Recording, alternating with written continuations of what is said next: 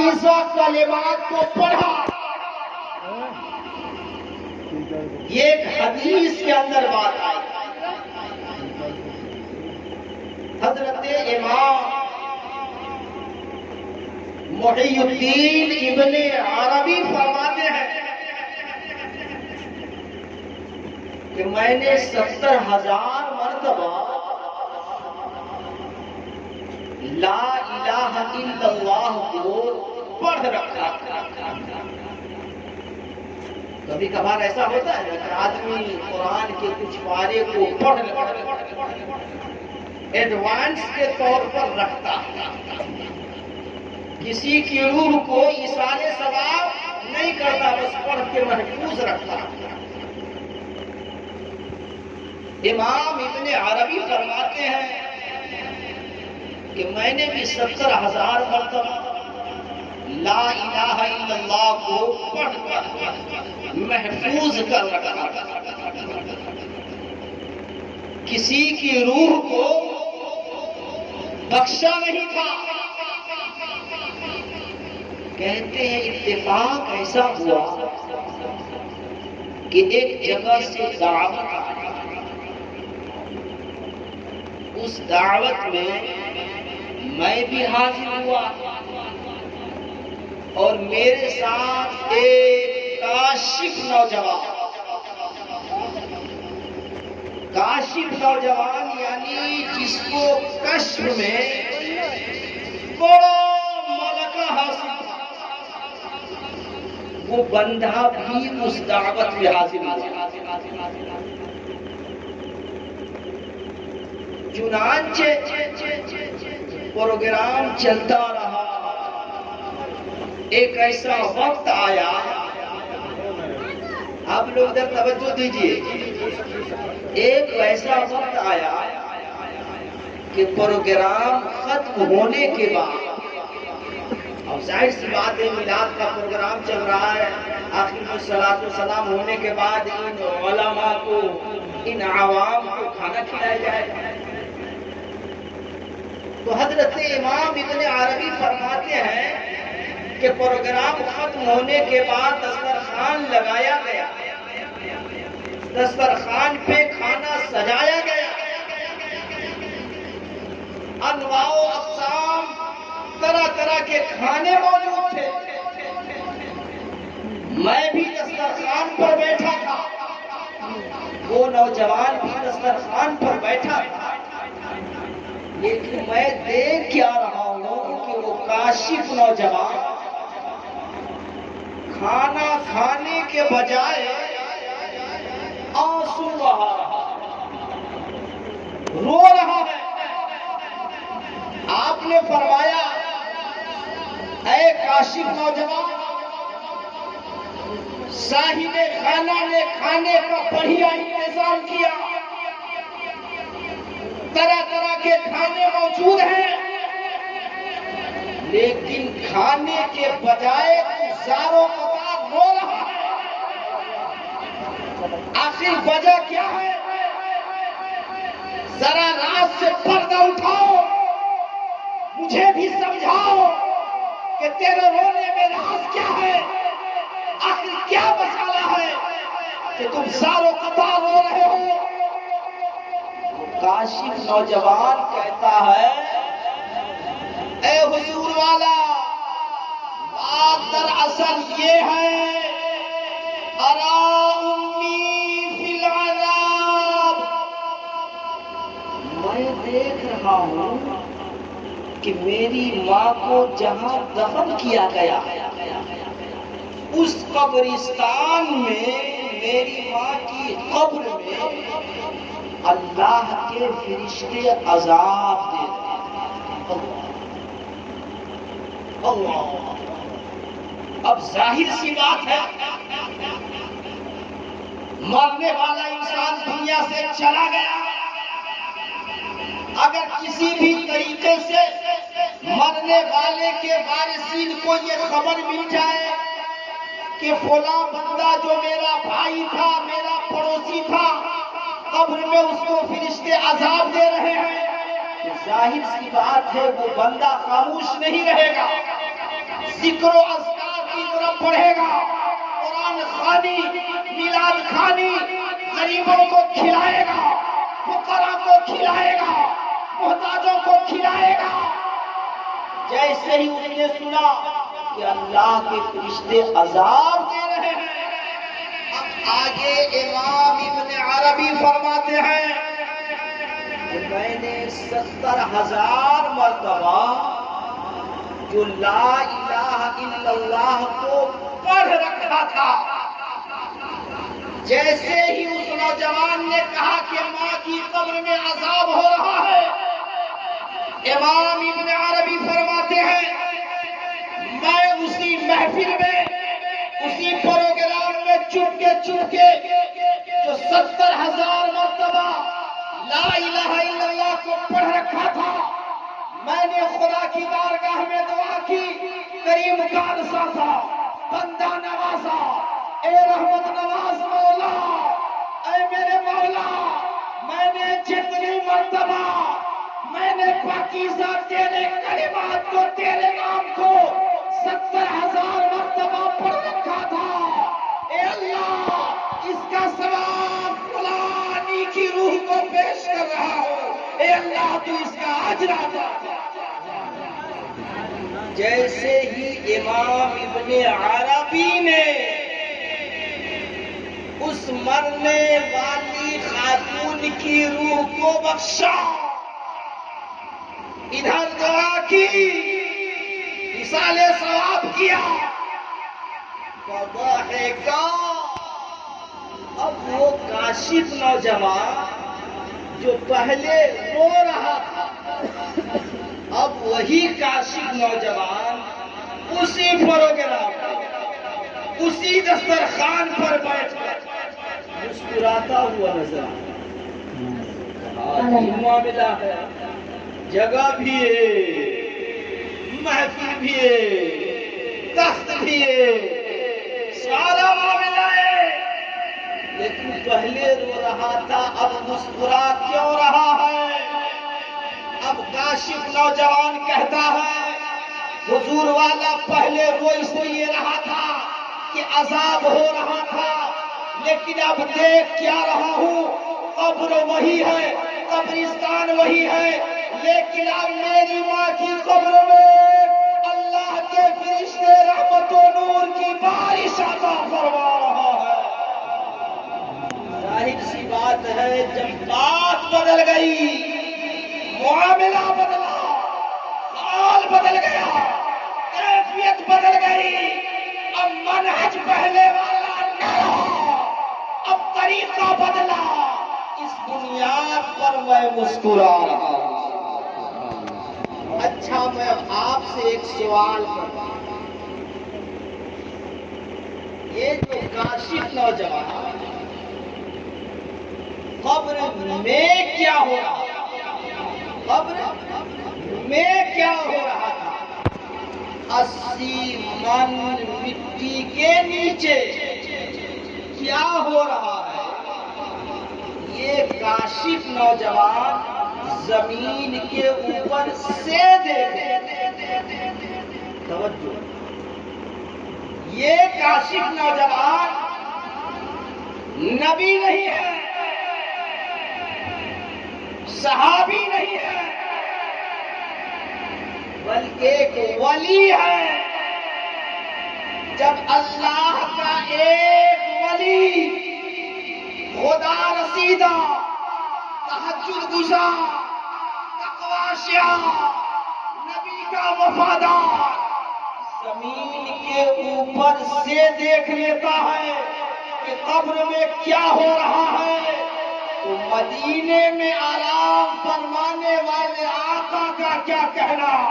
اسی لیے تو شاعر نے کہا ہے، جب ان کے قدا بھر دیتے ہیں شاہانے زمانے کی جھولی، ارے محتاج کا جب یہ عالم ہے تو مختار کا عالم۔ نبی کے غلام کا یہ حال ہے، تو مدینے میں آرام فرمانے والے آقا کی درود پاک پڑھیے، اللہم صلی علی سیدنا وشفيعنا وسندنا ومولانا محمد معدن الجود والكرم بارك وسلم صلوا عليه صلاة وسلاما عليك يا رسول الله صلی اللہ تعالی علیہ وسلم. جب یہ معاملہ ہو گیا تو اب امام ابن عربی فرماتے ہیں کہ یہ بات تو ہے ضعیف حدیث، یہ حدیث ضعیف کے اندر یہ بات آئی، لیکن جیسے ہی یہ معاملہ ہو گیا امام ابن عربی آگے فرماتے ہیں فعرفت صحت الحدیث بصحت کشفہ وصحت کشفہ بصحت الحدیث. میں نے اس حدیث کی قوت کو اس کاشف نوجوان سے جان لی اور اس کاشف نوجوان کے کشف کی صحت کو اس حدیث پاک سے جان لی. پتا کیا چلا کہ اگر حدیث ضعیف بھی ہو، اگر اس حدیث ضعیف سے اگر کوئی مجتہد، اگر ہمارا کوئی بھی عالم بطور دلیل اگر اس سے استفادہ کر لے، مسائل کا استخراج کر لے، تو علماء فرماتے ہیں وہ حدیث ضعیف نہیں رہتی بلکہ قوی ہو جاتی.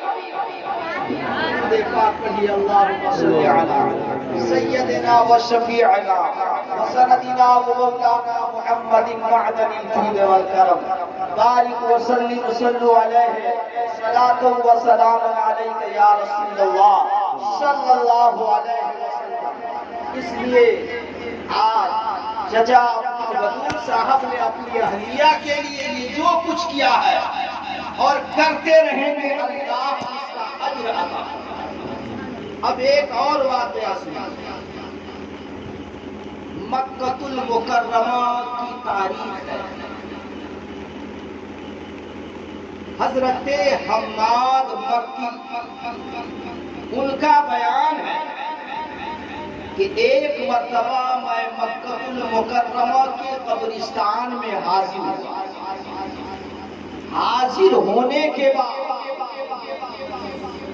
سورہ اخلاص کو 11 مرتبہ پڑھ کر میں نے اہل قبرستان کی روح کو پیش کر کہ اللہ میں نے جو کچھ پڑھا ہے اس پڑھے ہوئے کلمات کا ثواب اہل قبرستان کی روح کو پیش کر رہا ہوں، اے اللہ اس کا اجر عطا.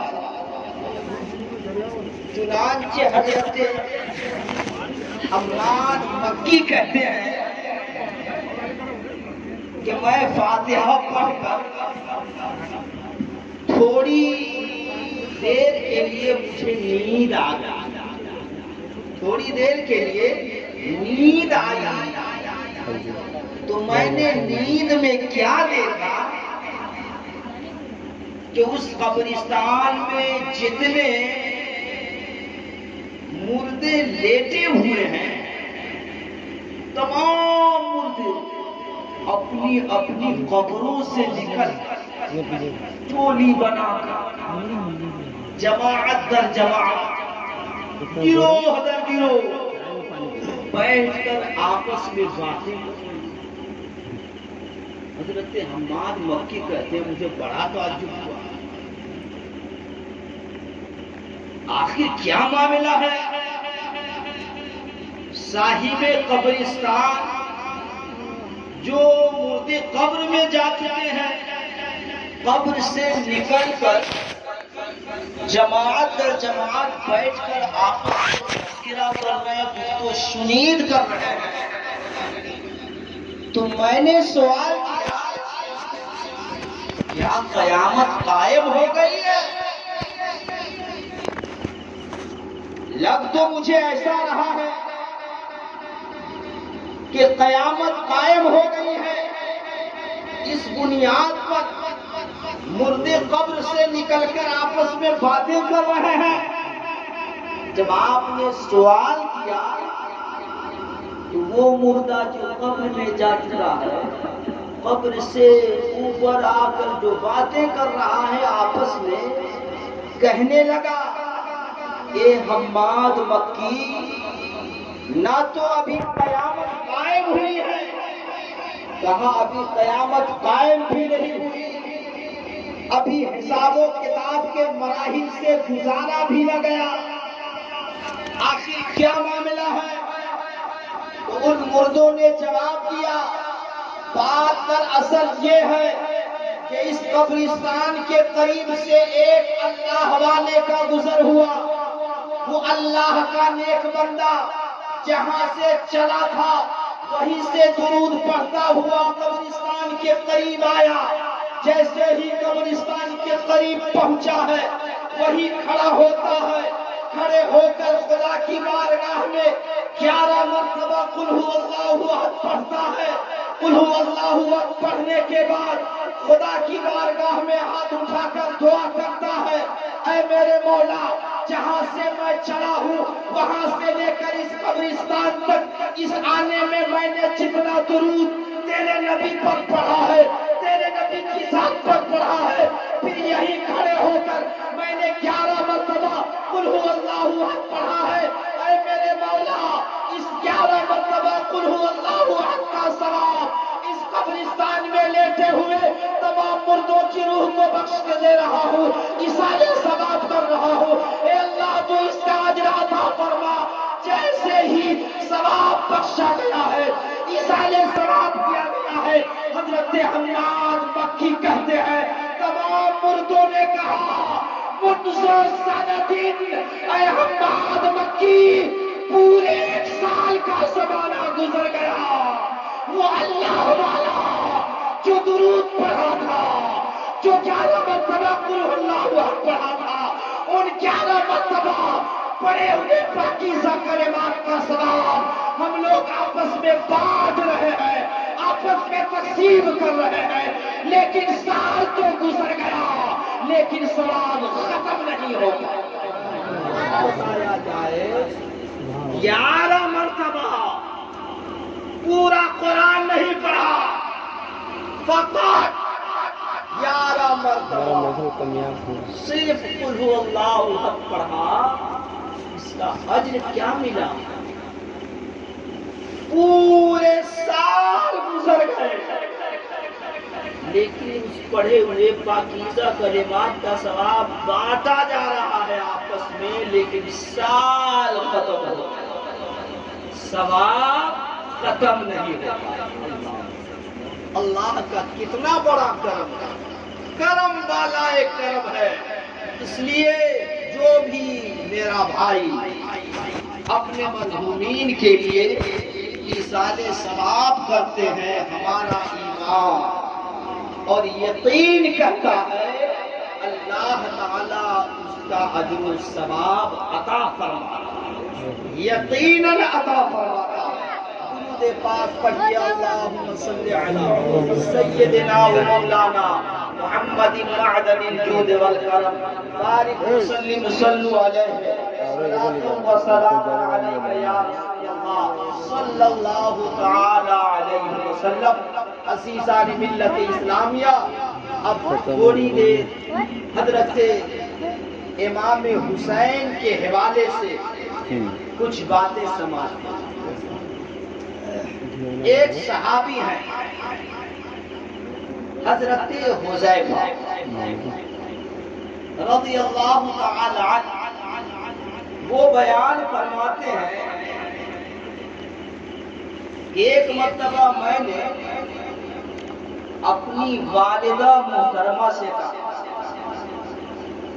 امی جان آج اجازت دو، میں جاتا ہوں نبی کی ابتدا میں مغرب کی نماز پڑھوں گا اور تیرے لیے اور اپنے لیے بخشش کی دعا کروں گا۔ کتنا بڑھیا عقیدہ لیے یہ صحابی اپنے گھر سے چلے۔ اب ماں کو کیا چاہیے؟ اب اگر ایک بیٹا یہ سوچ رکھ رہا ہے کہ جاؤں نبی کی ابتدا میں نماز پڑھوں، اپنے لیے تیرے لیے مغفرت کی دعا، بخشش کی دعا کرنا اجازت ملی۔ حضرت حذیفہ کہتے ہیں میں گھر سے چلا، ابھی دل کے اندر وہ بات ہے، وہ تمنا ہے، جو ارادہ لے کے گھر سے چلا مسجد نبوی حاضر آیا۔ نبی کی ابتدا میں مغرب کی نماز ادا، مغرب کی نماز ادا کرنے کے بعد میں نے سوچا اب نبی کی بارگاہ میں جو ارادہ لے کر آیا وہ ارادہ پیش کروں کہ یا رسول اللہ یہ ارادہ لے کے گھر سے چلا، لیکن حضرت حذیفہ کہتے ہیں مغرب کی نماز ادا کرنے کے بعد باتوں کا سلسلہ اتنا طویل ہو گیا حتیٰ صلی العشاء، حتیٰ کی عشاء کی نماز بھی ہو گئی۔ توجہ، مغرب سے پہلے چلا، ارادہ لے کر نبی کی بارگاہ میں اپنی بخشش کے لیے، ماں کی بخشش کے لیے دعا کروں گا، لیکن ارادہ ابھی دل کے اندر ہی ہے، عشاء کا وقت ہو گیا۔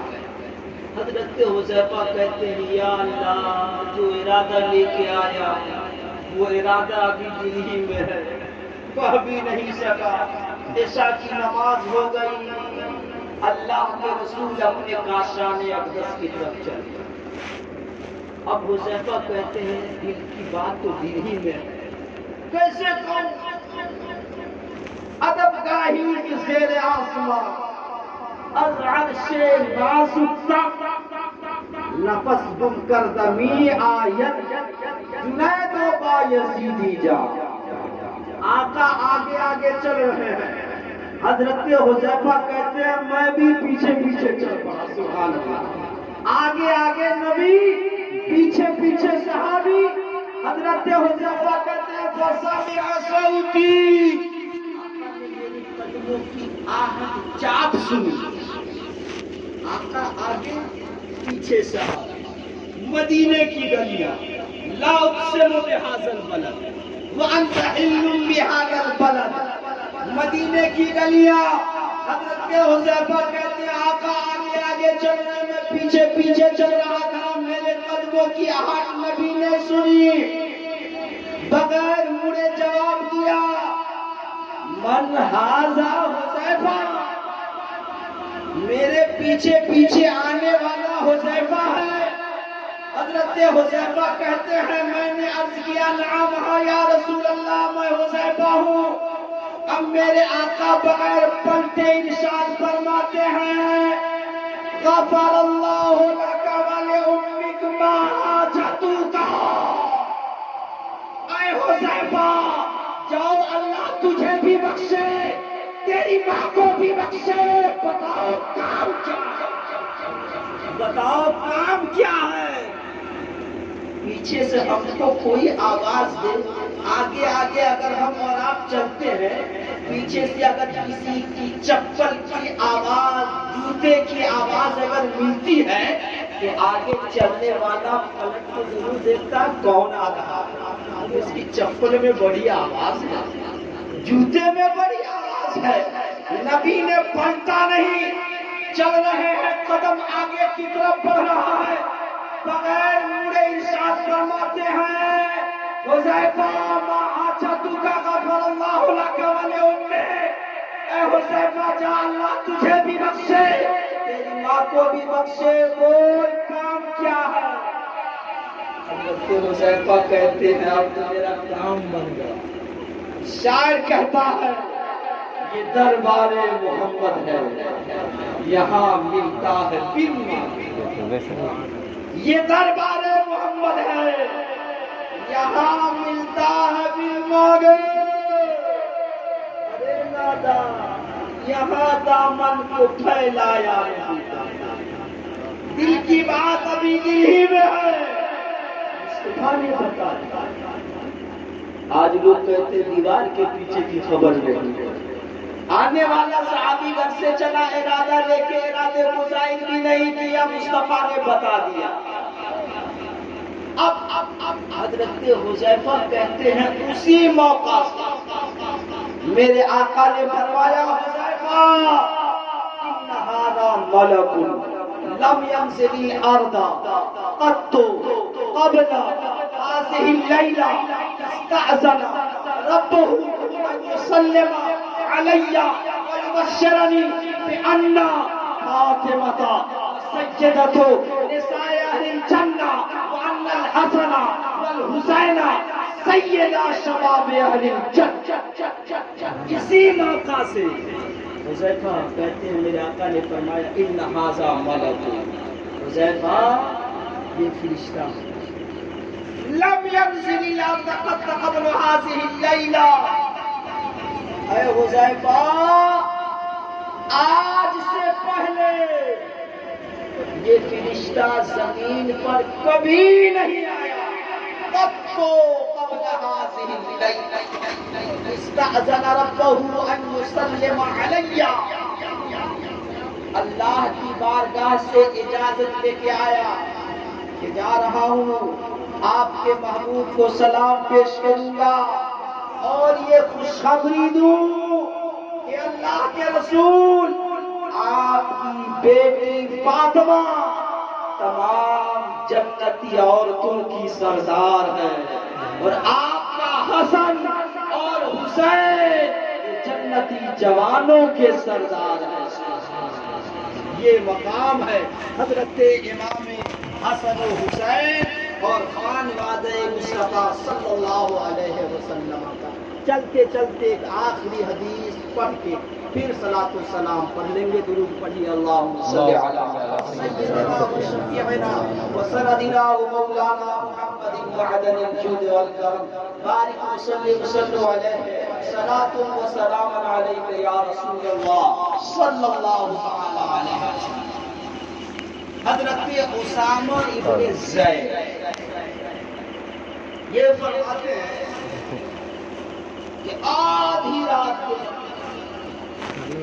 میں اللہ کے رسول کی بارگاہ میں کسی ضرورت کے تحت کوئی کام پڑ گیا، نبی کی بارگاہ میں حاضر ہوا، فخرج النبی صلی اللہ علیہ وسلم، اللہ کے رسول اپنے کاشان اقدس سے باہر تشریف لائے۔ فلما فرغت من حاجتی، جب میں اپنی ضرورت سے فارغ ہوا، صلاۃ و سلام